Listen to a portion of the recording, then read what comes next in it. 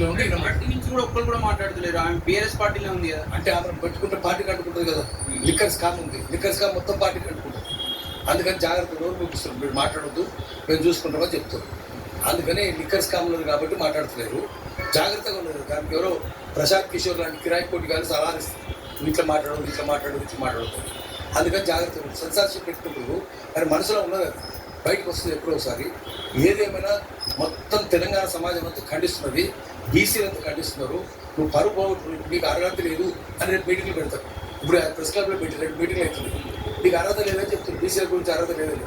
నిజమే, ఆమెనే ఆత్మహత్య చేసుకుంది. రాజకీయాల హత్యలు ఉన్నాయి, ఆత్మహత్యలే. అర్హత లేదనే దానికి సార్ ఎవరైనా మాట్లాడచ్చు, సంఘాలుగా కేసీఆర్ కూతురుగా మాట్లాడచ్చు, బీసీలకు వచ్చేయచ్చు కామన్. కాకపోతే 10 సంవత్సరాల నుంచి ఎందుకు మాట్లాడలేని క్వశ్చన్ వస్తాను. అదే కదా, అధికారం ఉన్నప్పుడు ఏం చేసినావు నువ్వు? ఎవరికి ఇచ్చినావు టికెట్లు? అగ్రవర్ణాలకే కదా. నువ్వు ఇచ్చింది రెడ్లకే. ఇప్పుడు రేవంత్ రెడ్డి రెడ్లకి ఇస్తున్నా అని చెప్తున్నారు, ఓకే. మరి నువ్వు ఎవరికి ఇచ్చినావు?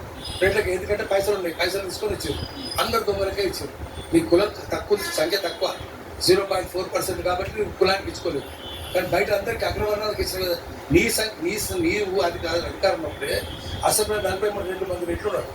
మరి 42 మందికి ఏం సమాధానం చెప్తావు? అప్పుడు తప్పట్టినవా? మీ అయ్యున్నప్పుడు అడగాలి కదా. రెడ్లే ఎందుకున్నారు, అగ్రవర్ణాలు ఎందుకున్నాయి, భూస్వాములు ఎందుకున్నారు? ఎస్సీ ఎస్టీని తీసేస్తే బీసీలు ఎంతమంది? 6 ఉన్నారు. అప్పుడు 6 కదా. మరి జనాభానేమో 65% ఉంటుంది. సరే 42 అని అంటున్నది వేరే విషయం. 65% ఉంటుంది. ఎందుకు వెళ్ళే మరి 60% ఎందుకు అడగలే? కొన్ని పంచాయతీ రాజు అంటే రిజర్వేషన్లు, అక్కడ ఎందుకు వెళ్ళాను? పంచాయతీ వేసినాం, అసలు ఎన్నికలే పెట్టకపోతుంది. అందుకని ఇదంతా ఒక డ్రామా.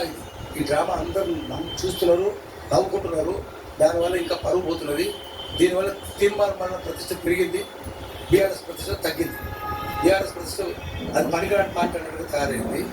అందుకని ఏదేమైనా సరే మీడియా ఆఫీస్ మీద దాడి చేయడం తప్పు. ఇప్పుడు హైదరాబాద్ ప్రెస్ క్లబ్ మీటింగ్లో పెట్టు, ఇది అనొచ్చిన జర్నలిస్ట్ అని అడుగు, లేదా ప్రెస్ కౌన్సిల్ పో, లేకపోతే పోలీస్ కమిషన్ ఆఫీస్ పో, అక్కడ కేసు పెట్టి లీగల్ ఫైట్ చేయి. అంతేగాని ఇల్లీగల్ పని ఎట్లా చేస్తావు? ఇల్లీగల్ చేసినందువల్ల వీళ్ళు ఇంతే దొంగల పార్టీ ఇది అన్నట్టుగా తయారైంది. అందుకని పరిపాటి కల్చర్